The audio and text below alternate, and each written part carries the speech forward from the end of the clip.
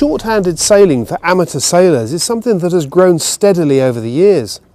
Part of the inspiration for that has been the development of boats that have been aimed towards single or double-handed sailing.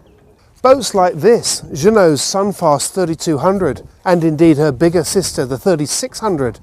Boats like the JPK 1010, then the 1080. They've all inspired people to head off shorthanded. J-boats and indeed their customers are no strangers to shorthanded sailing. The J105 was one of the most popular models and in fact inspired quite a lot of people to take the plunge and go and sail double-handed. But the J105 is getting on for 20 years old now and a lot's changed in that time.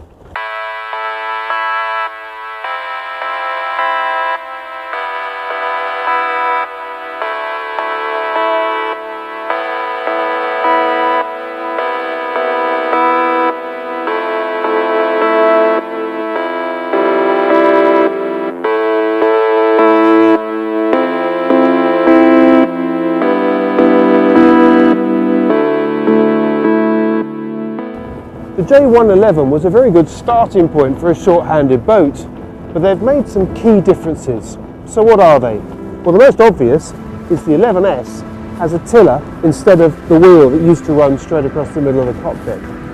It's got twin rudders as well, but it's also got more ballast in the keel and a slightly shorter rig.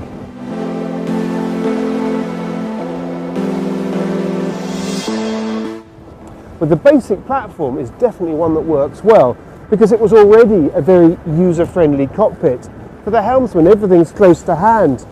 Have the tiller, obviously, the fine-tuned main sheet, coarse-tuned main sheet, backstay control and traveller controls, all very close to hand.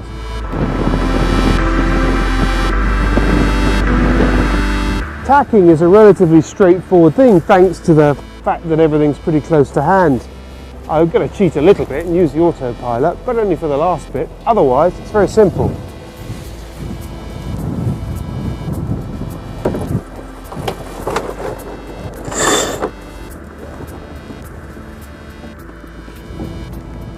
It really isn't any more difficult than that.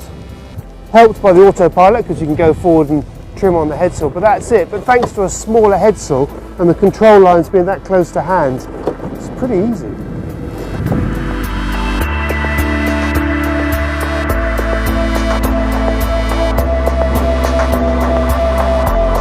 Once you come forward, there's a few other details that you notice.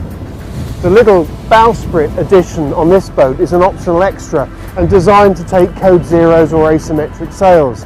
But one thing that you might not have been expecting from a short-handed boat is to find a spinnaker pole. But those that have been doing two-handed sailing for quite some time are starting to say that this is the way to go because it's easier to sail downwind. You've got more gears without having to jibe all the time. So it's interesting to see the spinnaker pole come back.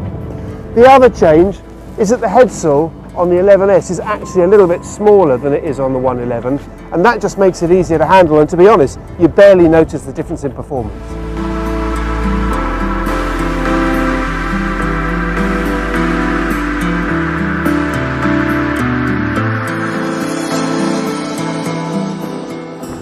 So elsewhere around her deck layout, she's very much as you'd expect. All the control lines are led back to the cockpit. She's got Genoa car pullers, tweakers, pretty much exactly where you'd expect them to be, which bodes well if you're going to race this boat fully crewed. But are there any drawbacks? Well, not many that I can find. I guess the only one that you'd really notice if you were going to do some close quarters racing with a full crew is that with the twin rudders, she's not quite as nimble as the single rudder version. Her turning circle is a little bit bigger and she's a little bit slower to go through. But that's about it.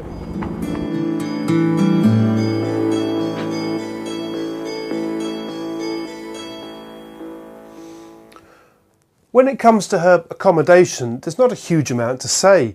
She's got a nice modest galley on the port side, and she's got a decent sized navigation station on the starboard side with a proper chart table. In the main saloon area, she has a table with folding leaves, settee berths, all pretty much as you'd expect. But up here in the forward cabin, there's a heads and a sink, and places to stow sails when you're not sailing. So the J11S is clearly aimed at competing against the Jeanneau, the JPK and others. But who's going to win out in the end? Well, it's a bit early to tell. But what we can figure out is that there's no lack of enthusiasm for shorthanded sailing.